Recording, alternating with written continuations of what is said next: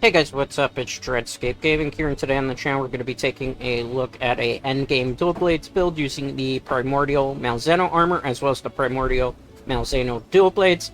Keep in mind that if you're on PS5 and Xbox, you will not see this armor available to you until the August update. So this is only for the moment for PC users as well as Nintendo Switch users. So let's get into the build, shall we? So we're going to be using the Silver Slicers, the Primordial Malzeno Dual Blades. This has free 25 attack, 40 Dragon element.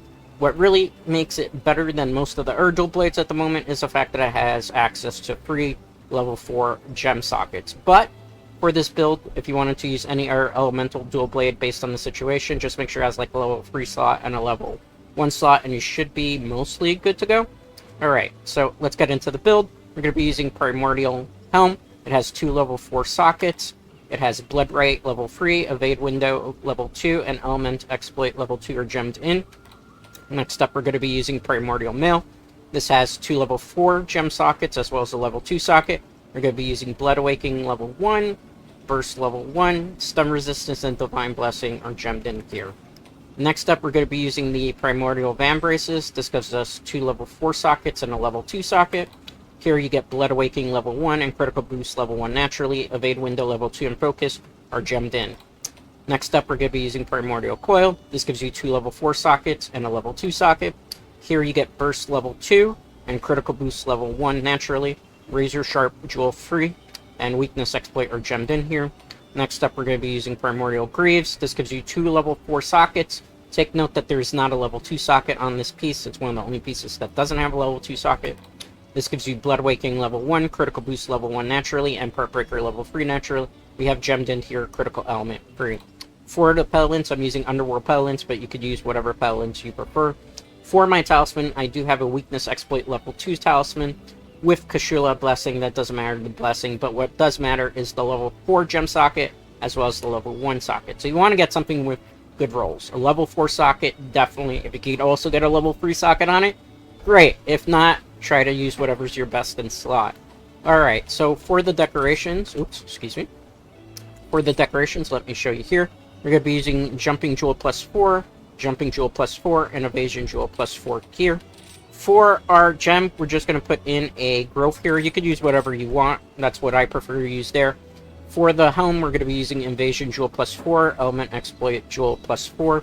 For the Primordial Mail, Hard Steadfast Jewel 4, Protection Jewel plus 4, Projection Jewel plus 2, Primordial Van Braces, Evasion Jewel plus 4, Charger Jewel plus 4, Charger Jewel plus 2, Primordial Coil, Razor Sharp Jewel plus 4, Razor Sharp Jewel plus 4, Tenderizer Jewel 2, Primordial Greaves, you could use Critical Element Jewel plus 4, Critical Element Jewel plus 4, and then for the Disciple Talisman, you want Element Exploit Jewel plus 4 with a Shockproof Jewel plus 1. I'll go over the full breakdown here in a second for you guys. So here is the full breakdown. 340 attack, element 40 dragon, no affinity, but with the skills we're using, we're going to rectify that situation.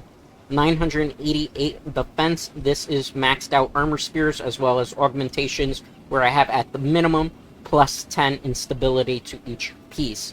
Fire resistance minus 7, water resistance plus 13, thunder resistance plus 13, minus 2 to ice resistance, minus 22 to dragon resistance.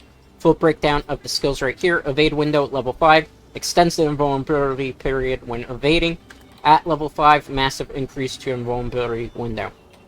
Critical Element, level 3. Increase elemental damage, fire, water, thunder, ice, dragon when landing critical hits.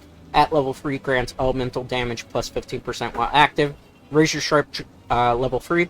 Prevents your weapon from losing sharpness. This is kind of important considering the amount of times you're hitting with the dual blades. At level 3, activates 50% of the time. Evade Extender level 3, increase evaded distance. Level 3 greatly extends evasion distance. Very important to have that in Evade Window and Dual Blade so you have a lot of mobility. Became kind of like a evade god in a way. Element Exploit level 3, increase elemental damage when attacking body parts upon which the element are highly effective. So at level 3, attacks that hit weak spots do plus 15% elemental damage. Critical Boost level 3, increase the damage of critical hits. At level 3, increase damage dealt by critical hits to 40%. Weakness Exploit level 3, increase the affinity of attacks that exploit a monster's weak spot. At level 3, increase that hit weak spots have 50% increased affinity. So basically, you get 50% increased affinity whenever you hit a monster's weak spot. You'll know when you're hitting them when you see yellow numbers popping up. Focus level 3, increase the fill rate for weapons with gauge and the charge rate for weapons with charge attacks. At level 3, 20% faster gauge fill rate and 15% faster charge rate. Divine Blessing level 3 has a predetermined chance of reducing the damage you take. Level 3, while active, reduces damage taken by 50%. Stun resistance level 3 reduces stun duration. At level 3, it completely prevents stun.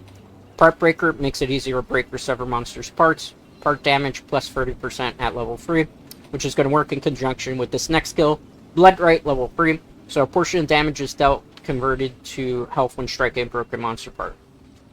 So further increase the amount of health you recover. So whenever you hit a monster's broken part, you basically get back health.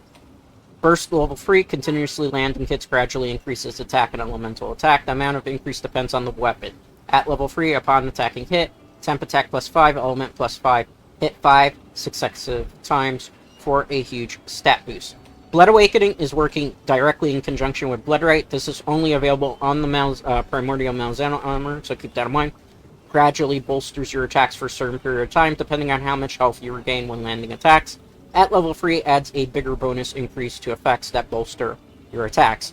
Kusha Blessing 1, not going to matter in here unless we're using a water or ice dual blade, which we're not. It's only on my talisman, so disregard this skill completely. But do not disregard this skill. Shock Absorber level 1. Disables damage reactions when you hit a friend or when your friend hits you. Does not apply during certain status elements. At level 1, which is the only level 1's part of this, it activates the effect. Some content creators hate this skill. I personally don't, because I think it's good and it makes certain weapons in multiplayer more friendly. In particular, Dual Blades has a very high chance without this gem to kind of make people get staggered around, flinched, while they're doing your damage rotation. So this makes it a more multiplayer friendly weapon.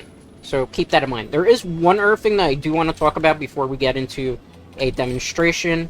And that being, give me 1 second here. Let's get to the box. The switch skills. Honestly, depending on the monster, depends on the switch skills you're going to be using. The only difference really here is Demon Flurry Rush, which I prefer to use for monsters that are not very big, because you're not going to have a very high chance of actually doing any of the aerial combos, versus the blue skill swap, where I have Demon Flight. But use whichever you want. Demon Flight is good for big, wide monsters, where you can just go aerial on their ass 100% of the time. Demon Flurry Rush is for the smaller monsters that don't have a wider base, which would be a bit harder to pull off all the aerial combos. So that's my only thing. So put one on each so you can swap between whatever the situation is. That's only for me. You customize it however you want. With that being said, I'm going to do a quick demonstration on a punching bag to show you how the armor works. A very fast demonstration. It is an elemental build. Again, you basically make changes depending on whatever dual blade you're going to use, and you'll probably have to sacrifice some of the skills. That's why I'm using the Primordial Malzeno one, because it gives me the most flexibility in terms of making a very comfy dual blade build that is good for elemental damage. So we're going to use a Great Azuchi here, because that's my particular favorite punching bag. If you hear a little bit of extra clicking in the buttons, my apologies, because my controller that I normally use for these demonstrations has kind of gone on its last leg. It's drifting, and while making a guide, I don't want a controller that's drifting, so I will be using an Xbox controller where the buttons are a little bit more clicky, but it's not going to be too big of an issue here, because I do use Noise Gate. Alright, so let's pick up this. Alright, we're going to give a very good rush here. How convenient that we have the Azuchi right where we want them. So, let's go here. Where's our prey? Right over there. What you really want to do is go into demon mode as fast as possible, and then just basically go wailing as much as possible on the enemy. You can also use your skill bind here. We'll cue it up here in a second. Let me dodge. As you see, we have a lot of mobility with our dodges. Something you don't normally have, naturally, with dual blades. So the point is to basically get your gauge to red as quick as possible. Then you evade everything, and then you pretty much go ham. Based on the situation, depends. See, like, we have really fast mobility. Oh, we should have gotten a hit. Okay. The only thing is you will build, kind of burn through stamina a little bit So if you want to make an adjustment to the build, what I would do is probably put Stamina Surge if you have the space for it. But I feel like it's not that big of an issue because there are ways, obviously, to mitigate this. If you're playing with a Hunting Horn user in particular, they will most likely give you a lot of buffs with your stamina anyway, so you can do things that way. Alright, let me see if I can hit this.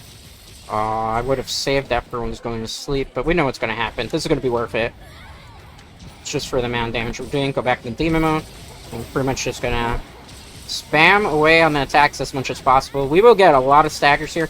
The good thing is this gives you a lot of flexibility. I feel like this is actually one of the builds that's probably one of the best to deal with, ironically, Primordial Malzeno itself. Just because it gives you a lot of dodging. You can pretty much dodge halfway across the stream with this build, as opposed to some of the herb builds where you're gonna kind of have to shield more, like with Charge Blade. So it's definitely one of the more fun builds you can play because it just makes you a super fast DPS user, which who doesn't want to be that usually, unless you play guns. Let's move. Go back into demon mode. This is going to be coming down pretty soon, I would say. See if I can get the hit off here.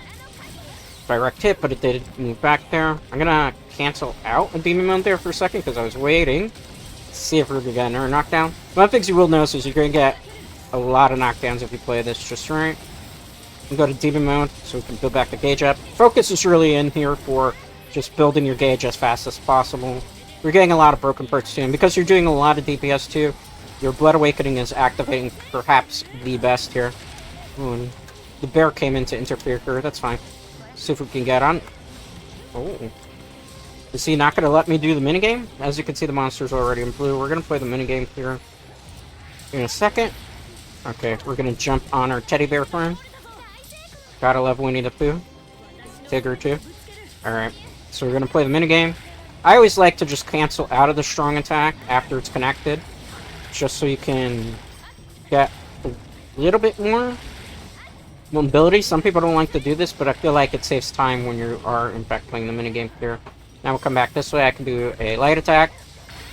I'm pretty sure that the mount attack will most likely kill it. If not, when it does fall back, I'll just do like a wire bug attack, and that should pretty much take it out. In fact, I'd say we probably lost some time on the clear rate by playing the minigame, or maybe not. Okay, so that's pretty much all there is to the dual blades elemental build endgame using the Primordial Malzeno armor. Has a lot of evade potential, which will help you for the endgame, where you're fighting a lot of monsters where you need to be able to dodge out of one-hit KOs. Another figure too is it helps you maintain your sharpness, which I think is very important, and make sure that you don't get staggered from BS moves that happen from time to time. And on top of that, it also gives you a faster gauge rate. So you can get into Demon Flurry and stay and maintain it a lot better. Now again, if you wanted to, you could take out the focus, and instead there, you could buff in the attack if you wanted to. You could buff in some expert talismans if you had them. That's really up to you how you want to change it. What I like to do with my builds is make them as comfortable as possible for people who don't necessarily have all the endgame level 4 jewels. So definitely keep that in mind when you are playing with this build. But let's see what the clear time is to see if the fruits of my labor actually pay off with this build. Let's get rid of all these items. Doesn't really matter here. Alright, so we got a 3 minute and 48 second clear time, which is incredibly fast with the Azuchi. In fact, if we didn't play that minigame, maybe we could have even knocked it down by a whole 30 seconds, I would say. Anyway, guys, that's going to do it for today's video. As always, a like on this video is greatly appreciated. If you're not already subscribed to the channel, definitely consider doing so, as it helps the channel grow, and I will see you for the next video. Till next time, guys.